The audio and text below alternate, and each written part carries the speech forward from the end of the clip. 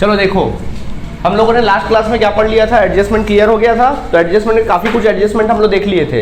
Adjustment कब किया जाता है? फाइनल अकाउंट बनाते समय किया जाता है। क्यों किया जाता है? कि भाई ट्रायल बैलेंस बंद करने के बाद या लेजर्स को बंद करने के बाद हम लोग ट्रायल बैलेंस में ट्रांसफर करते हैं और उसके बाद बहुत सारी एंट्रीज नहीं हो पाती है। तो जो एंट्रीज नहीं हो पाती है उसी को एडजस्ट करने अपन सीधा फाइनल अकाउंट में क्या करते हैं, एडजस्ट करते हैं। और हर एक एडजस्टमेंट का कितना इफेक्ट पड़ता है? Double effect. अगर आप अपने अकल का इस्तेमाल करोगे तो आपको हर एक एडजस्टमेंट याद करने की जरूरत नहीं पड़ेगी, ठीक है। जैसे हम आपको आगे एडजस्टमेंट बढ़ते हैं और आपको आगे का एडजस्टमेंट हम आपको क्या करते हैं, समझाते हैं। तो समझो, अब हम लोग 17वां नंबर एडजस्टमेंट देखेंगे, उसी के आगे हम लोग बढ़ते हैं। 17वां नंबर एडजस्टमेंट कहते हैं लॉस ऑफ गुड्स। आपका गुड्स क्या हो गया? लॉस हो गया। गुड्स क्या हो गया? लॉस हो गया। अब लॉस होने का कारण कुछ भी हो सकता है, या तो जल सकता है, या तो चोरी हो सकता है, कुछ भी हो सकता है, ठीक है। लॉस, गुड्स क्या हो गया? लॉस हो गया, ठीक। Loss of goods and goods was not insured. Goods जो था उसका इंश्योरेंस नहीं था। गुड्स वॉज नॉट इंश्योर्ड मतलब उसका कोई इंश्योरेंस नहीं कराया गया था। इंश्योरेंस क्यों कराते हैं? कि अगर आपका गुड्स लॉस हो जाएगा तो इंश्योरेंस कंपनी आपको कुछ पैसे क्या कर देगी? दे देगी। बीमा कंपनी आपको कुछ पैसे क्या कर देगी? दे देगी। इसलिए गुड्स को क्या किया जाता है? इंश्योरेंस कराया जाता है। क्लियर है यहां तक आप लोग को बात? ठीक है। अब सोचो, इसका एडजस्टमेंट करना है। आपका माल जो है जल गया, चोरी हो गया, जल गया, कुछ भी हो गया। अब इसका एडजस्टमेंट करना है। कैसे एडजस्टमेंट करोगे? सोचो, ज्यादा अच्छा होगा मालूम है, इसकी एंट्री बना लो। जर्नल एंट्री आती ना? बताओ, लॉस, गुड्स लॉस होगा तो क्या एंट्री बनती है? Loss by fire account debit to purchase account. यानी आप क्या करो, लॉस बाय फायर बोल के आप लॉस कर रहे हो, यानी आपको हानि हो रहा है, लॉस हो रहा है, पहली बात तो।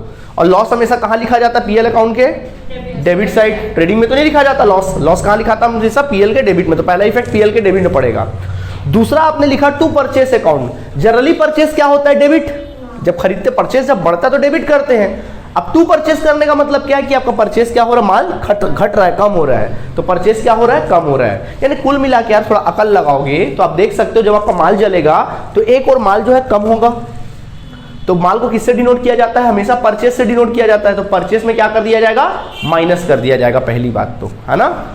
और दूसरा इफेक्ट कहां पड़ेगा? चूंकि ये लॉस हो रहा है तो बैलेंस, तो पीएल अकाउंट के किस में डाल देंगे?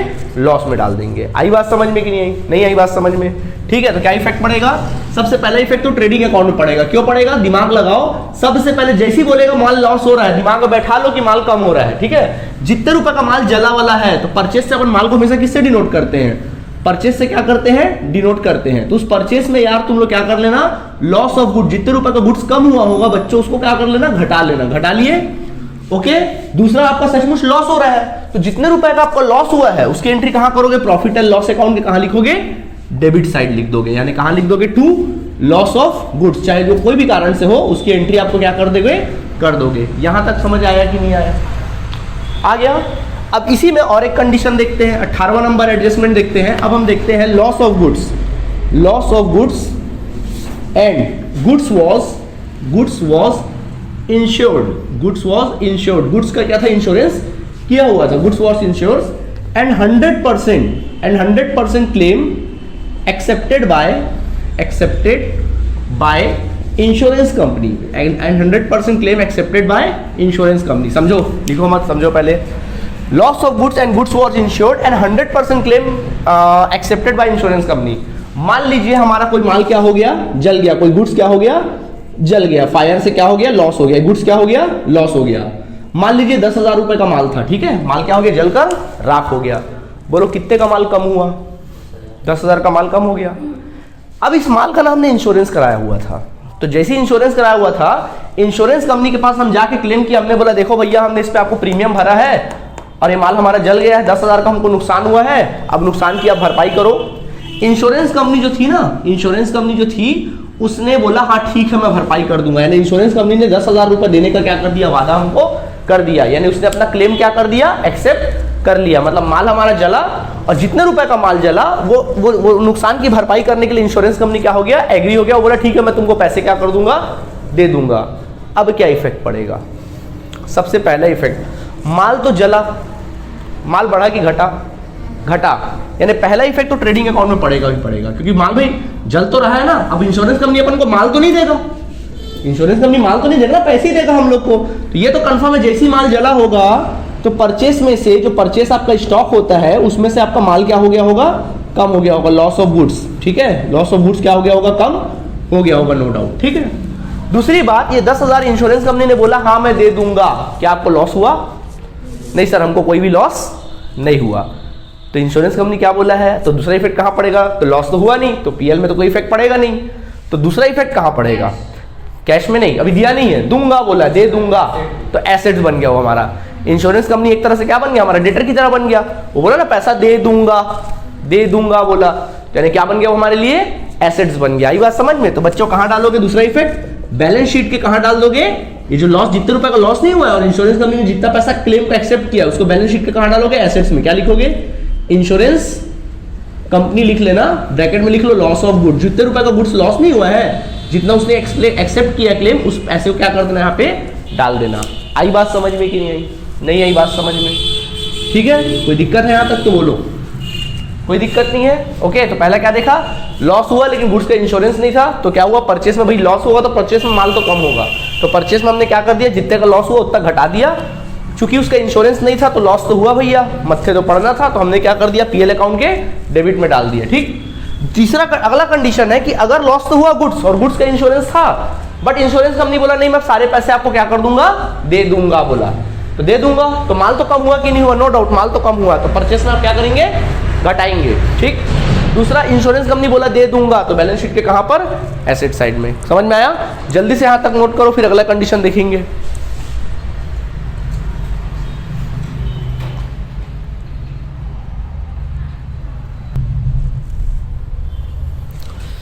इसके बाद अगला एडजस्टमेंट देखते हैं, और एडजस्टमेंट नंबर अब हम लोग डिस्कस करेंगे, 19 तक हो गया तुम लोग का एडजस्टमेंट ना, अब 120 डिस्कस करेंगे, उसी प्रकार का है। अच्छा 19 चालू करना है, चलिए ठीक है। देखिए अब हम देखेंगे लॉस ऑफ गुड्स, यहां पर भी गुड्स क्या हो रहा है, लॉस तो हो जा रहा है, गुड्स क्या हो गया, लॉस हो गया। ठीक है, एंड गुड्स वाज इंश्योर्ड, और गुड्स का इंश्योरेंस भी था, गुड्स वाज इंश्योर्ड मतलब गुड्स का इंश्योरेंस भी था। चलो ये भी खुशी की बात है भाई, गुड्स का क्या इंश्योरेंस था, but insurance company is not accept 100% claim. Okay, इस प्रकार का लाइन नहीं लिखना चाहिए, but insurance company accepted partially claim. But insurance company कितना एक्सेप्ट कर रहा है, पार्शली क्लेम ही एक्सेप्ट कर रहा है।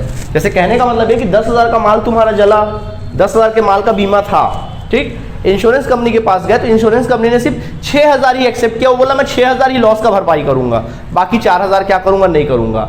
अब ऐसा सिचुएशन आए तो क्या करें, ऐसा अगर सिचुएशन आता है तो क्या करें, ये हमारे सामने प्रश्न क्या होता है, खड़ा होता है। तो देखो सबसे पहला जितने रुपए का माल जला है, माल तो बढ़ा कि कम हुआ, माल तो कम हुआ, तो पहला इफेक्ट कहां पड़ेगा, ट्रेडिंग अकाउंट के, फर्स्ट इफेक्ट पड़ेगा ट्रेडिंग अकाउंट के डेबिट साइड में पड़ेगा। कैसे, परचेस, जितने रुपए का भी परचेस रहा होगा उस परचेस में से आप जितने रुपए का माल जला है, जितने रुपए का एग्जैक्टली माल जला है, लॉस ऑफ गुड्स हुआ है, उतने रुपए का माल क्या कर देना, आप घटा देना, पहला इफेक्ट। दूसरा, इंश्योरेंस कंपनी ने, फॉर एग्जांपल इंश्योरेंस कंपनी ने 100% क्लेम एक्सेप्ट नहीं किया, उसने बोला 10,000 में से 6,000 ही दे दूंगा, कितना नहीं दूंगा बोला, तो रियल में आपको लॉस कितने को हुआ ये बताओ, 4,000 का। तो जो रियल में लॉस हुआ है उसकी एंट्री आप लोग करोगे पीएल अकाउंट के कहां पर, डेबिट साइड में करोगे, यानी कि क्या लिखोगे, लॉस ऑफ गुड्स करोगे, और जो रियल में लॉस हुआ है कौन सा अमाउंट डालोगे, जो रियल में लॉस हुआ है, एक्चुअल लॉस जो है, रियल लॉस हुआ है, उसके अमाउंट को करके डाल दोगे पीएल अकाउंट में। ठीक है, और इंश्योरेंस कंपनी जितना क्लेम एक्सेप्ट किया, इंश्योरेंस कंपनी बोला कि जितना क्लेम मैं क्या कर दूंगा, दे दूंगा बोला इंश्योरेंस कंपनी, तो उसको कहां डालेंगे, बैलेंस शीट के, बताओ, एसेट साइड में, बैलेंस शीट के एसेट साइड में लेंगे। इंश्योरेंस कंपनी जितना क्लेम क्या किया होगा, एक्सेप्ट किया होगा, क्लेम एक्सेप्टेड, जितना क्लेम वो एक्सेप्ट किया होगा उतने पैसे को क्या कर देंगे, डाल देंगे। नहीं आया समझ में, एग्जांपल देके बता देते। अच्छा आप बोलोगे सर यहाँ तो 3 इफेक्ट पड़ रहा है, आप तो सिखाओ डबल इफेक्ट, आप बोलो कितना इफेक्ट पड़ रहा है सर, यहाँ 3 इफेक्ट पड़ जा रहा है, देखो 1 2 3, इसको हम साबित कर देते 3 इफेक्ट नहीं पड़ रहा, इसको हम एग्जांपल देके बताते। ठीक है, चलो फॉर एग्जांपल मैं आपको एग्जांपल देके बताता हूँ इसी को, यहाँ पे मैं एग्जांपल लिख देता हूँ। जैसे मान लीजिए यहाँ हम लिखते हैं, मान लीजिए लॉस, मैं बोलता हूँ लॉस ऑफ गुड्स, मान लीजिए गुड्स जो है था, लॉस ऑफ गुड्स 10,000, 10,000 का माल क्या था, जल गया। ठीक है, इंश्योरेंस कंपनी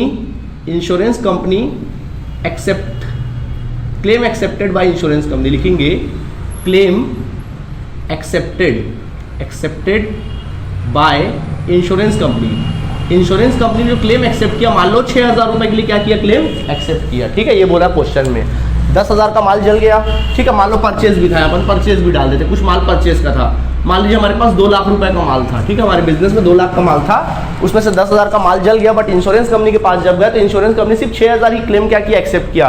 बोलो कितना एक्सेप्ट नहीं किया, तो एक्चुअल में लॉस कितने का हो गया, देन अपन बोल सकते हैं एक्चुअल लॉस, जो एक्चुअल लॉस हुआ कितने का हो गया, 4,000। ये आपको दिमाग लगा के निकालना पड़ेगा, ठीक है। अब इसका एडजस्टमेंट करना कैसे करेंगे, सबसे पहले अपन जाएंगे ट्रेडिंग अकाउंट में। कहाँ जाएंगे, ट्रेडिंग अकाउंट की तरफ हम लोग बढ़ जाएंगे, ठीक है, ट्रेडिंग अकाउंट में जाएंगे। तो सबसे पहले माल आपका बढ़ा कि घटा, घटा, तो परचेज जितने रुपए का रहा होगा, जैसे आपके पास माल 2 लाख रुपए का पड़ा रहा, उस 2 लाख रुपए में से आपका माल जल गया 10,000 का, लॉस कितने का हुआ, 10,000 का माल जल गया। तो आप यहाँ पे फोकस करोगे कि माल कितने का कम हुआ, आप यहाँ पे क्या फोकस करोगे, माल कितने का कम हुआ, बताओ कितने का माल कम हुआ है, 10,000 का जितने रुपए का जला वही तो माल 10,000 का कम हुआ, माल कितने का कम हुआ, 10,000 का माल क्या हो गया, स्वाहा हो गया। तो 2 लाख में से 10,000 का माल क्या हो गया, गायब, नहीं समझ आया। अरे भाई 2 लाख का यहाँ माल पड़ा हुआ है, इसमें से 10,000 का माल जल जाएगा, तो कितने का माल पड़ा है यहाँ पे, 190 का, यही तो बोलोगे। तो यहाँ पे माल कितना बाहर निकल जाएगा, 1,90,000 पहला इफेक्ट पड़ गया, ठीक। अब इसमें बोलता है इंश्योरेंस कंपनी 6,000 में दे दूंगा, तो कितना नहीं दूंगा बोला, तो एग्जैक्टली में लॉस कितना हुआ, 4,000। तो दूसरा इफेक्ट कहां पड़ेगा, पीएल अकाउंट के डेबिट साइड आप लिखोगे टू लॉस ऑफ गुड्स, क्या लिख देना, टू लॉस ऑफ गुड्स, और रियल में लॉस कितने का हुआ, 4,000, तो अमाउंट में डाल दोगे कितना, 4,000 जब पीएल अकाउंट बनाओगे। और अंत में जब बैलेंस शीट बनाओगे तो इंश्योरेंस कंपनी बोला ना कि भाई मैं आपका पैसा क्या कर दूंगा, दे दूंगा, कितना पैसा दूंगा बोला इंश्योरेंस कंपनी ने, 6,000 दे दूंगा। तो बैलेंस शीट के एसेट साइड लिखना है इंश्योरेंस कंपनी जितना क्लेम एक्सेप्ट किया है, claim accepted by insurance company, claim accept, जितना क्लेम एक्सेप्ट किया उतना अमाउंट लिख देना, कितना किया, 6,000। देखो डबल इफेक्ट पड़ा, कैसे भैया, डबल इफेक्ट यहाँ पे अमाउंट से रिलेटेड होता है, 10,000 यहाँ घटा, 4 और 6 4 10, डबल इफेक्ट ही पड़ रहा है, 10,000 10,000, नहीं आया समझ में। तो इस प्रकार से आपको काम करना, कुछ पूछना तो पूछ सकते हो, नहीं पूछना है पक्का, ध्यान रहेगा, भूलोगे तो नहीं, ठीक है। चलो जल्दी से नोट करो,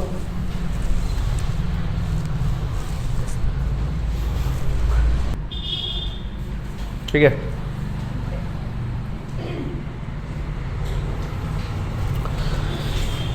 तो देखिए अब हम लोग यहां तक कंप्लीट कर चुके हैं। अब आप लोग को मोस्ट इंपॉर्टेंट जो एडजस्टमेंट बताने जा रहा हूं वो है तुम्हारा बैड डेब्ट्स। जनरली स्टूडेंट लोग को इसी में बहुत सारा डाउट होता है, बट इसको अच्छे से आप समझिएगा, अच्छे से देखिएगा, तो आप लोग को किसी प्रकार का डाउट होगा नहीं, ठीक है। तो चलो बैड डेब्ट्स के बारे में अपन लोग जानते हैं। सबसे पहला बैड डेब्ट्स, तो बैड डेब्ट्स होता है क्या, पहले जान लो। देखो कभी भी याद रखना, बैड डेब्ट्स बोले या फिर डाउटफुल डेब्ट्स बोले, दोनों का मतलब एक ही होता है, इसमें कोई दो मत नहीं है, एक बात दिमाग में बैठा लो, ठीक है। बैड डेब्ट्स मतलब पैसा क्या हो जाना, डूब जाना। डाउटफुल डेब्ट, बैड डेब्ट बोले या डाउटफुल डेब्ट बोले, मतलब क्या, एक ही है, ठीक है। इसी तरीके से और एक वर्ड होता है, ये होता है पैसा बैड डेब्ट्स या डाउटफुल डेब्ट। मतलब हमने किसी को उधार माल बेचा और उसने हमको पैसा नहीं दे पाया, पैसा पूरा डूब गया, सचमुच पैसा क्या हो गया, डूब गया, इसको बोलते हैं बैड डेब्ट्स या फिर डाउटफुल डेब्ट्स, ठीक है। दूसरा होता है प्रोविजन फॉर बैड डेब्ट्स। एक वर्ड हमारे सामने आएगा provision, provision for bad debts, provision for bad debts वाली बात आएगी, प्रोविजन फॉर बैड डेब्ट्स, ठीक है। तो प्रोविजन फॉर बैड डेब्ट्स वाली बात आएगी। तो प्रोविजन फॉर बैड डेब्ट्स क्या होता है, प्रोविजन फॉर बैड डेब्ट्स का मतलब होता है कि पैसा भी डूबा नहीं है, डूबने की संभावना है, पैसा डूबा नहीं है, डूबने की क्या है, संभावना है, हो सकता है डूब सकता है, होता है ना कई बार ऐसा लगता नहीं यार इतना पैसा तो डूबेगा ही डूबेगा। और कॉमन सी बात है यार, अगर हम लोग मान लीजिए हम लोग बिजनेस करते हैं और बिजनेस में अगर कुछ ट्रांजैक्शन हम उधार करते हैं, अगर मान लो हमने बिजनेस किया 20 लाख का माल बेचा, 20 लाख में से मान लो 15 लाख का माल उधार है, तो तुम गारंटी के साथ बोल सकते हो 15 लाख का 15 लाख रुपए आपके पास आ जाएगा। कुछ तो डूबेगा उसमें, 1 लाख डूबेगा या 10,000 डूबेगा, 60,000 डूबेगा, लेकिन डूबेगा तो डूबेगा, होता है, कॉमन सी बात है, बिजनेस का नेचर है, उतना पैसा डूबता है। तो जो प्रोविजन फॉर बैड डेब्ट्स बोलेगा तो उसको क्या बोलेंगे, पैसा डूबने की संभावना है। अब यहाँ पे प्रोविजन के बहुत सारे वर्ड होते हैं ना, अब प्रोविजन, अब ये मत बोलना सर प्रोविजन लिखा है तो प्रोविजन ही सही, यहाँ पे प्रोविजन की जगह कुछ और भी लिख सकता है, या तो यहाँ पे रिजर्व लिख सकता है, या तो यहाँ पे फंड लिख सकता है, या फिर यहाँ पे प्रोविजन लिख सकता है, ठीक है। तो प्रोविजन मतलब क्या होता है, रिजर्व बोलो, फंड बोलो या प्रोविजन बोलो, सबका मतलब क्या होता है, एक ही होता है, कंफ्यूज होने की जरूरत वहां पर नहीं है। क्लियर है आप सभी को, यहाँ तक कोई परेशानी है तो बोलो, नहीं है, इसको नोट करिए, फिर अपन सीधा बनाते हैं, फटाक से नोट करो।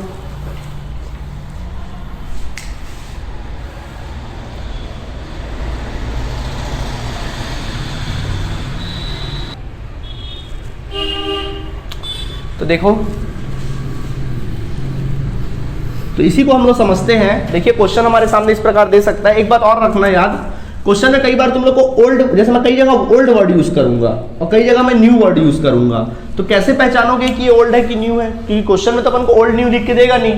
तो कभी भी याद रखना, जब भी क्वेश्चन हम लोग को देता है, जब भी फाइनल अकाउंट का क्वेश्चन देगा तो हम लोग क्वेश्चन कैसे देगा? ट्रायल बैलेंस देगा क्वेश्चन में, और अंत में अपन को क्या देता है? एडजस्टमेंट। ऐसी तो देता है ना फाइनल अकाउंट का क्वेश्चन। जब भी हम लोग अंतिम खाते बनाते हैं तो उसका क्वेश्चन किस रूप में देता है? सबसे पहले ट्रायल बैलेंस देता है क्वेश्चन में, तलपट देता है, और उसके साथ एडजस्टमेंट देता है, यानी कि समायोजन देता है, होता है ना। तो याद रखना, जो भी ट्रायल बैलेंस में दिया होता है उसको अपन ओल्ड बोलते हैं। जो भी ट्रायल बैलेंस में क्वेश्चन में जो भी कंटेंट ट्रायल बैलेंस में होगा उसको अपन क्या कहेंगे? ओल्ड कहेंगे।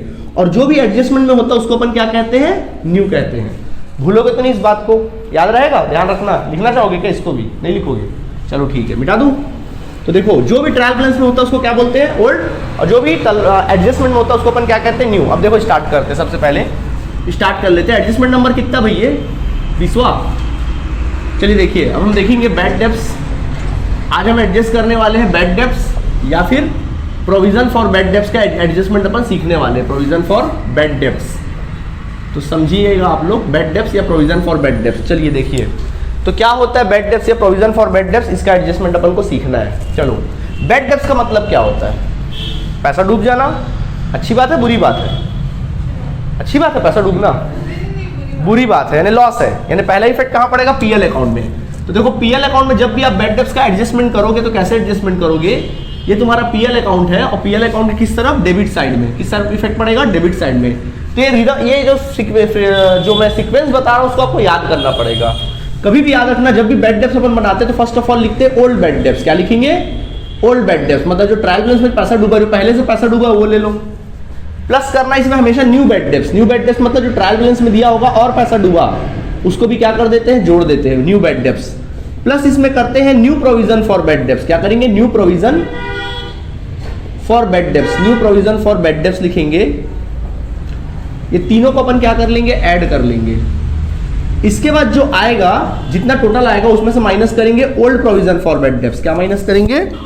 Old provision for bad debts अपन क्या कर देंगे? माइनस कर देंगे। Old provision for bad debts, इसको माइनस कर देना। और माइनस करके आप लोग आपके प्रॉफिट एंड लॉस अकाउंट से क्या कर देना? बाहर क्या कर देना? निकाल देना। क्या सीखा तुम लोग एडजस्टमेंट में? क्या सीक्वेंस होता है? सबसे पहला ओल्ड बैड डेब्ट्स, प्लस क्या करेंगे? फिर प्लस क्या करेंगे? New provision for bad debts and minus old provision for bad debts. मतलब जो पहले से डूबा है, ट्रायल बैलेंस में दिया बैड डेब्ट्स, उसको ले लो। अगर एडजस्टमेंट में दिया कोई पैसा और डूबा है तो उसको भी डुबो दो।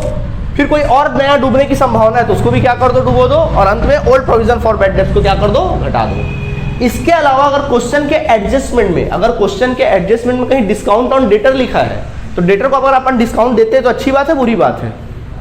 भाई डिस्काउंट दे रहे ना, खर्चा है हमारे लिए। क्या है? खर्चा। बोल रहे ना यार 10,000 देना, तू हमको 1,000 कम दे देना, डिस्काउंट दे रहे हैं। क्या है? हमारे लिए खर्च है। तो इसकी भी एंट्री कहाँ कर देंगे? डेबिट साइड में। डेबिट साइड लिखेंगे टू डिस्काउंट ऑन डेटर्स। क्या लिख देंगे? To discount on debtors. तो इस तरह से अपन डिस्काउंट ऑन डेटर्स क्या कर देंगे? लिख देंगे। तो ये होता है बैड डेब्ट्स का एडजस्टमेंट। ठीक है, याद हो गया आप लोगों को? ठीक, बोलो। न्यू प्रोविजन और ओल्ड प्रोविजन कहाँ मिलेगा? ये बात बताते हैं आपको, समझाते हैं। देखो, आप बोलोगे सर आपने ऐसा घटाया क्यों? सवाल उठता है कि सर आपने ऐसा जोड़ा और आपने क्या किया? घटाया। Old provision for bad debts कहाँ मिलेगा? बोल रही हूँ, मैंने बोला ना ओल्ड मतलब कहाँ मिलेगा? ये बैलेंस शीट के, सॉरी लायबिलिटी ट्रायल बैलेंस में मिलेगा। कहाँ मिलेगा? ट्रायल बैलेंस में मिलेगा। ठीक है। प्रोविजन क्या होता है? प्रोविजन का मतलब होता है एक तरह का फंड। प्रोविजन का मतलब क्या होता है? एक तरह का फंड। फंड होता है एक तरह का। ठीक है, मान लो एग्जांपल दे रहा हूं मैं तुम लोग को। चलो एक चीज मैं तुम लोग को बता देता हूं, सुनो। देखो, मान लीजिए आपने माल बेचा, सेल, मान लो आपने कोई माल खरीदा, कॉस्ट, मान लो एक कॉस्ट आपने माल खरीदा, उस माल का कॉस्ट 10,000 रुपए है। ठीक है, उसी माल को तुमने सेल्स कर दिया 12,000 है। बोलो प्रॉफिट कितने का होगा? 2,000 का प्रॉफिट होगा। सही बात है कि नहीं? कितने का प्रॉफिट होगा? 2,000 का हम लोग को क्या हो सकता है? प्रॉफिट हो सकता है। सही बात है। यानी कि अगर आपने माल बेचा 10,000 का, तो आपको अगर वो पैसा मिल जाता है, आपने उधार माल बेचा 10,000 का और वो पैसा पूरा अगर आपको मिल जाता है, पैसा वसूल हो जाता है, तो आपको प्रॉफिट कितने का होगा? 2,000 का प्रॉफिट होगा।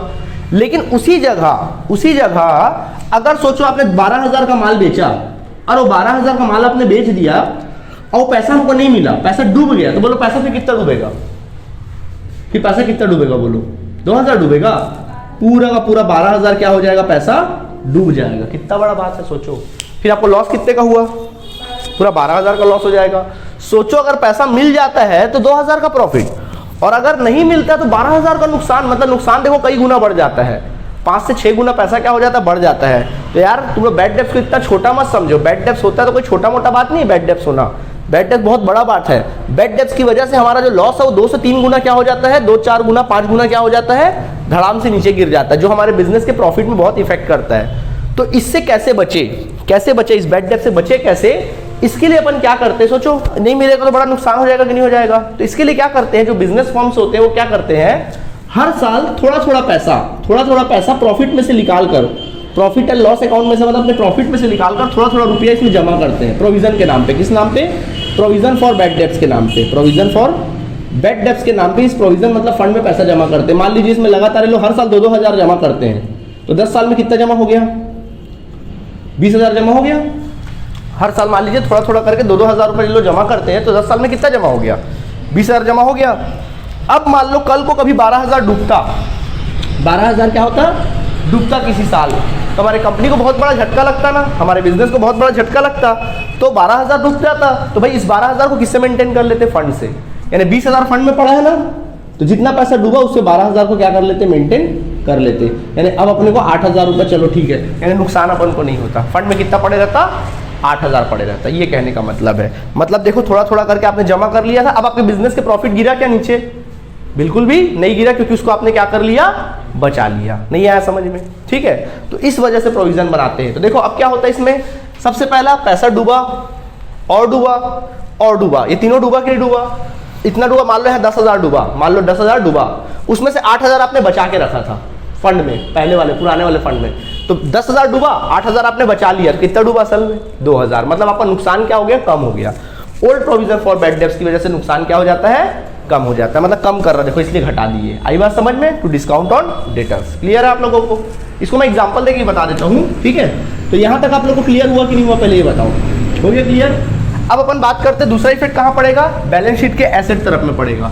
दूसरा इफेक्ट पड़ता है बैलेंस शीट के एसेट्स में। तो जो बैलेंस शीट जब आप बनाओगे तो बैलेंस शीट के एसेट साइड में सबसे पहले लिखोगे डेटर्स, क्या लिखना, डेटर्स लिख देना।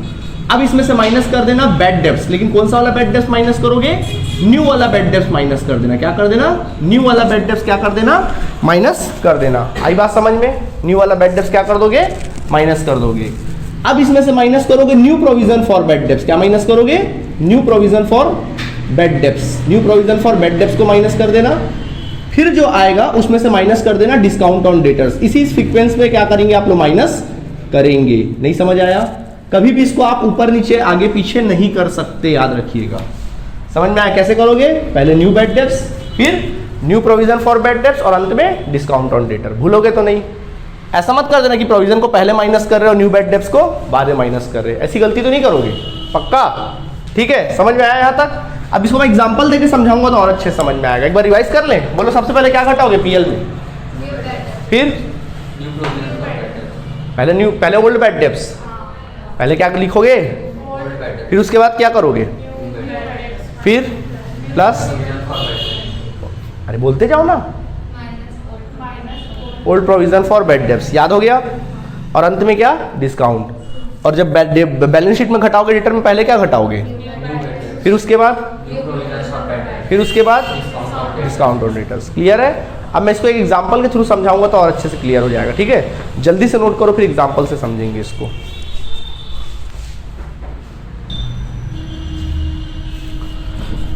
चलो बैड डेब्ट्स और प्रोविजन फॉर बैड डेब्ट्स वाली जो बातें हैं वो मैं आपको एग्जांपल देके समझाता हूँ, ठीक है। फॉर एग्जांपल आपके क्वेश्चन में कैसा लिखा रहेगा, देखें, मैं एग्जांपल देके समझाता हूँ इसी बात को। मान लो आपके क्वेश्चन में ऐसा ट्रायल बैलेंस दिया रहेगा, ट्रायल बैलेंस में कुछ इस प्रकार दिया रहेगा, जैसे मान लीजिए क्वेश्चन में दिया है बैड डेब्ट्स, तो बैड डेब्ट्स दिया हुआ है, सपोज 500 रुपए का आपके बिजनेस में बैड डेब्ट्स है, ट्रायल बैलेंस में दिया है।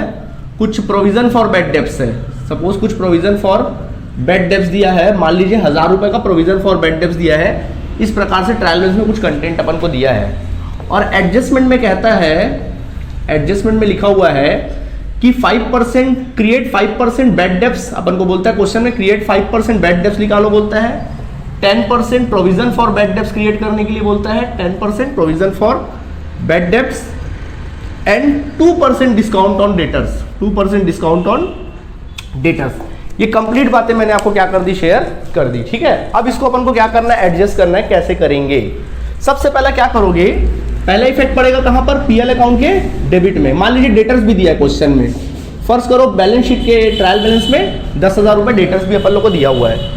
अब पीएल अकाउंट के डेबिट में इसको एडजस्ट करना है। कैसे करेंगे देखें। सबसे पहला फॉर्मूला याद करो जो मैंने अभी फॉर्मूला लिखाया। बोलो सबसे पहले क्या लिखेंगे, ओल्ड बैड डेब्ट्स। बोलो ओल्ड बैड डेब्ट्स मुझे कहां से मिलेगा, तो बोलो ओल्ड बैड डेब्ट्स कौन सा, ये वाला कि ये वाला है, ट्रायल बैलेंस वाला, ऊपर वाला। यानी कितना पैसा डूबा, 500 रुपए। समझ में आया?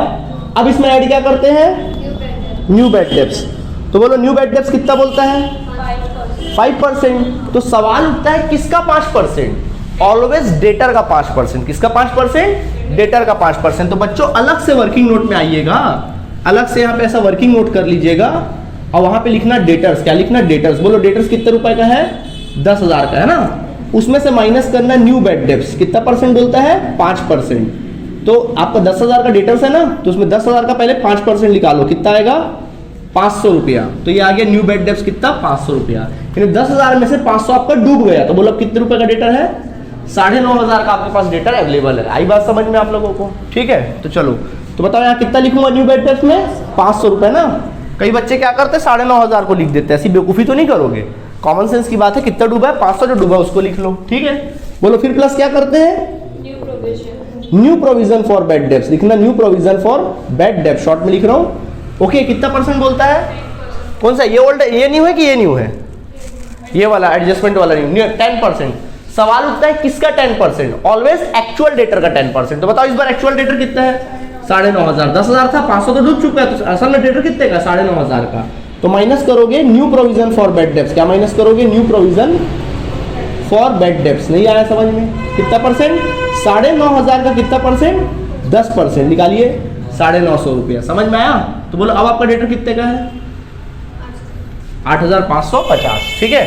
तो ये हो गया 1,000 रुपये डूब गया। तो देख लीजिए भाई, इस तरह से देखो कितना डूबा, 500 पहले से डूबा था, 500 और डूबा, सही बात है, 500 पहले से डूबा था ओल्ड वाला, 500 फिर अभी डूबा न्यू वाला, और 1,000 रुपए हमने बचत के नाम पे, सॉरी 1,000 लिखा गया क्या, 950, सॉरी 950 क्या हुआ, और डूबा, प्रोविजन के नाम पे हमने खर्चे के रूप में निकाला। इस प्रकार बताओ कितना डूब रहा है आपका, आपको बिजनेस को फटका लग रहा है कितने का, 9,500 का फटका लग रहा है। उसमें से क्या माइनस करते हैं, ओल्ड प्रोविजन फॉर बैड डेब्ट। मतलब पहले से अगर कोई पैसा बचत में पड़ा हुआ है तो उसको क्या कर लीजिए, घटा लीजिए। तो बोलो पहले से कितना पैसा बचत है, 1,000 रुपये बचत है, तो 1,000 को क्या कर लीजिए, घटा लीजिए। तो 1950 डूब रहा था, 1,000 हमने जमा करके रखा था, तो रियल में कितना डूबा, 950। आई बात समझ में कि नहीं आई, खत्म, ओके कंप्लीट। ऐसा करेंगे। साथ में इसमें क्या लिखा है, 2% डिस्काउंट ऑन डेटर्स लिखा ना, 2% डिस्काउंट ऑन डेटर्स। हमको बोला है 2% डिस्काउंट ऑन डेटर्स। डेटर्स पे 2% आप क्या क्रिएट करिए, डिस्काउंट क्रिएट करिए। तो चलो निकाल देते। तो अब इस बार सवाल होता है किसका 2%, ऑलवेज एक्चुअल डेटर का। बताओ इस बार एक्चुअल डेटर कितना आपका, 8,550, ठीक है। तो माइनस करेंगे डिस्काउंट, डिस्काउंट ऑन डेटर्स कितना बोलता है, 8,550 का कितना परसेंट, 2%। निकालो कितना आएगा, 171 आ जाएगा। समझ आया, ठीक है। तो यहां लिख देना टू डिस्काउंट ऑन डेटर्स। क्या लिख देना, टू डिस्काउंट ऑन डेटर्स लिख देना। कितना रुपए लिखोगे, 171। आई बात समझ में, हो गया काम खत्म। तो ये पड़ा इफेक्ट किस पे, पीएल अकाउंट में। और जब बैलेंस शीट बनाओगे तो बैलेंस शीट में क्या करोगे, मान लीजिए आपने बैलेंस शीट बनाया, जो भी बैलेंस शीट बनाओगे तो उस बैलेंस शीट में कहाँ इफेक्ट पड़ेगा, दूसरा इफेक्ट। मान लीजिए ये एसेट साइड है, ये एसेट साइड है, तो दूसरा इफेक्ट कहाँ पड़ेगा, एसेट साइड में। जो भी डेटर होगा ना, तो डेटर कितने का था, 10,000 का था डेटर। देखो उसमें क्या घटाने बोला था मैंने तुम लोगों को, पहले न्यू बैड डेब्ट्स घटाने बोला था, है ना। तो बोलो न्यू बैड डेब्ट्स कितना निकला है, ये तो यही वर्किंग नोट में जो उसी को छाप दो, ठीक है। कितना, 500 रुपये। तो बोलो कितना बचा, 9,500। फिर मैंने क्या घटाने बोला था, new provision for bad debts. मैंने घटाने बोला था न्यू प्रोविजन। तो बोलो न्यू प्रोविजन कितना, 950 घटा दो 8,550। फिर मैंने क्या घटाने बोला था, डिस्काउंट अगर दिया होगा डेटर पे तो कितना, 171। इस प्रकार घटाकर आप क्या कर देंगे, अमाउंट को बाहर निकाल देना। नहीं आया समझ में, एकदम आसान है, कोई क्लियर है, इसी स्टेप में काम करना है। सुन लो, कई बार एग्जाम में क्या करता है या क्वेश्चन में क्या करता है, जरूरी नहीं कि सारा स्टेप आपको एक ही क्वेश्चन में दे दे। कई बार क्वेश्चन में क्या कर देता है, ये नहीं देता है, ये दे देता है खाली, और डिस्काउंट भी नहीं देता, खाली सिंगल प्रोविजन दे दिया है।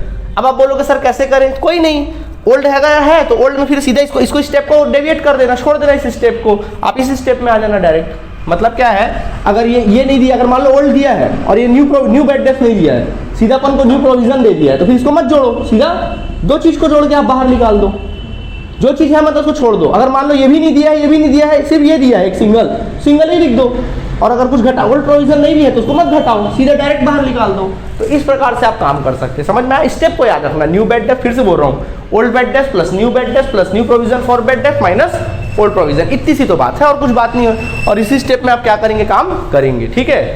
अभी भी खत्म नहीं हुआ, और एक बात सुनो एक बात और। कई बार क्या होता है हम लोग को क्वेश्चन में ना एडजस्टमेंट में, कहां पर एडजस्टमेंट में हम लोग को ना सेल्स रिटर्न देता है। जनरली सेल्स रिटर्न कहां देता है? जनरली सेल्स रिटर्न अपन को ट्रायल बैलेंस में देता है, तो अपन क्या करते हैं, सेल्स में से सेल्स रिटर्न घटाते हैं। लेकिन कई बार अगर अपन को क्या करता है, सेल्स रिटर्न हम लोग को एडजस्टमेंट में दे देता है, मतलब ऐसा सेल्स रिटर्न है जिसकी एंट्री नहीं हो पाई, तो क्या इफेक्ट पड़ेगा उसका?